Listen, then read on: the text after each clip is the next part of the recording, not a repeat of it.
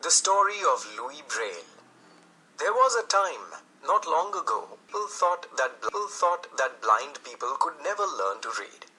People thought that the only way to read was to look at words with one's eyes. A young French boy named Louis Braille thought differently. Blind from the age of 3, young Louis desperately wanted to read, and he was determined to find a way of doing this for himself and for all other blind people.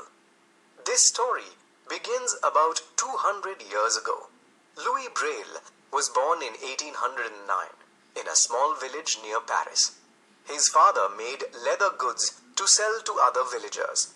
Louis's father often used sharp tools to cut and punch holes in the leather. One day, while playing with one of his father's sharp tools, Louis's hand slipped and he accidentally poked one of his eyes. At first, the injury didn't seem serious, but then the wound became infected. A few days later, young Louis lost sight in both his eyes. The first few days after becoming blind were very hard. But as the days went by, Louis learned to adapt and tried to lead an otherwise normal life. He went to school with all his friends and did well in his studies. As he grew older, he realized that the small school he attended did not have the special facilities he needed. He heard of a school in Paris that was especially for blind students. Louis joined this school to get a good education. All along, Louis felt that there must be a way for blind people to read as quickly and as easily as a person who can see. He thought about ways of doing this. One day, somebody at Louis's school heard about an alphabet code that was being used by the French army. The alphabet code was made up of small dots and dashes.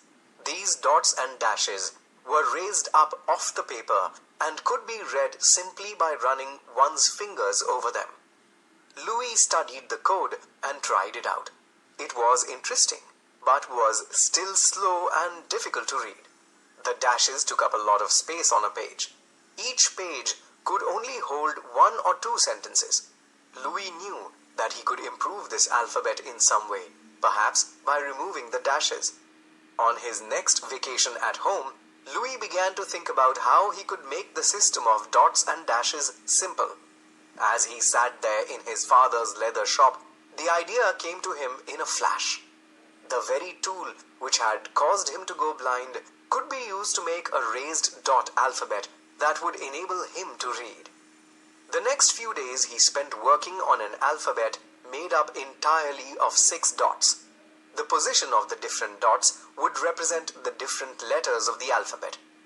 Louis used the tool to punch out a sentence. He read it quickly from left to right. Everything made sense. It was a new system of reading by feeling with fingers, and it worked. From that day to this, people who are unable to see make use of this system for reading. Named after this is called Braille. Braille has changed the lives of blind people all over the world. A better system of reading than Braille is yet to be invented.